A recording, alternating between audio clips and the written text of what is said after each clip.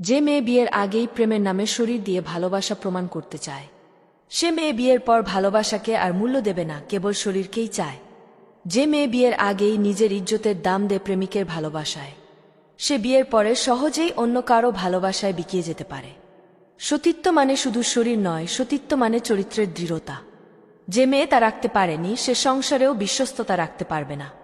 যে মেয়ে প্রেমের নামে বিছানায় যায়, সে একদিন সংসারের নামে সম্পর্ক ভাঙতেও দ্বিধা করবে না। নারীর প্রকৃত সৌন্দর্য তার চরিত্রে, শরীরে নয়। যে মেয়ে এটা বোঝে না, সে কখনোই একজন বিশ্বস্ত জীবন সঙ্গী হতে পারে না।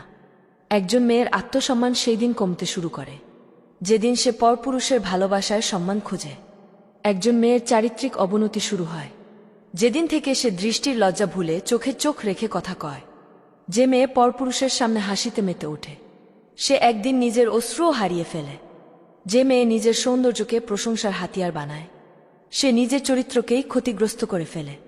যে মেয়ে দায়িত্ব ভুলে ভালোবাসার অভিনয়ে ব্যস্ত, সে একদিন ভালোবাসার নাটকে নিজের ইজ্জত হারায়।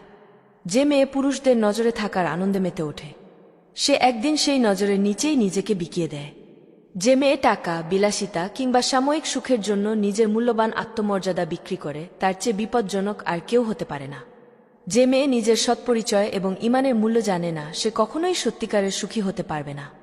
যে স্ত্রী স্বামীর প্রতি অসম্মান প্রদর্শন করে, তার জীবনে শান্তি আসতে পারে না, কারণ আল্লাহ তাআলা স্বামী স্ত্রীর সম্পর্ককে সম্মান ও সৌহার্দ্য দিয়ে পূর্ণ করেছেন। যে নারী নিজের স্বামীর হুকুম অমান্য করে, সে বুঝে না যে আল্লাহর সন্তুষ্টি অর্জনের একমাত্র পথ স্বামী স্ত্রীর সম্পর্কের মধ্যে সম্মান বজায় রাখা। যে স্ত্রীর নিজস্ব ইচ্ছেগুলো সংসারের শান্তি এবং স্বামীর সম্মানের চেয়ে বড় মনে হয়, সে আল্লাহর নির্দিষ্ট নিয়ম ভুলে গিয়ে নিজের জীবন ধ্বংস করে ফেলে। যে স্ত্রী স্বামীর আদেশের বিরুদ্ধে দাঁড়িয়ে তর্কের পথে চলে, সে জানে না যে তার একচোখা সিদ্ধান্তই তার সংসারের শান্তি ও সুখ কেড়ে নেয়। যে নারীর হৃদয়ে আত্মমর্যাদার জায়গায় অহংকার থাকে, সে নিজের সংসারের শান্তির বিকল্প কিছুই খুঁজে পাবে না, বরং একসময় বিচ্ছেদই তার নিয়তি হয়ে দাঁড়াবে। যে স্ত্রী তার স্বামীর প্রতি অবাধ্য, সে নিজেকে সর্বশ্রেষ্ঠ মনে করে, কিন্তু আল্লাহর কাছে তার এ অভ্যেস কখনোই প্রশংসিত হয় না, বরং এটি তাকে অবক্ষয়ের দিকে ধাবিত করে। একজন পুরুষের জন্য সবচেয়ে বড় আঘাত তার সম্মান ক্ষুণ্ণ হওয়া।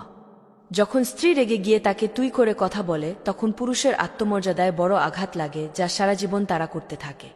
যে স্ত্রী স্বামীর সাথে তর্কের সময় তাকে অপমান করে, সে জানে না যে এমন আচরণের ফলে স্বামী তার প্রতি সম্মান হারিয়ে ফেলতে শুরু করে এবং সম্পর্ক এক ধ্বংসের দিকে চলে যায়। স্ত্রী যদি স্বামীর সাথে গরম আবেগে কথা বলে এবং তাকে তুই করে সম্বোধন করে, সে বুঝে না যে এমন আচরণই তার সংসারকে বিপদের দিকে ঠেলে দেয়।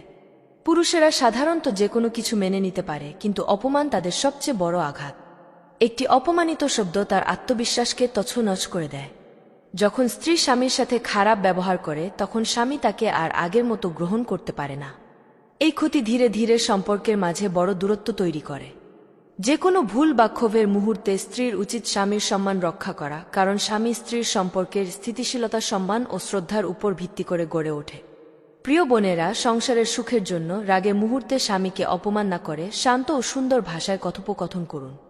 তাতে সম্পর্ক আরও মজবুত হবে এবং একে অপরের প্রতি ভালোবাসা বাড়বে।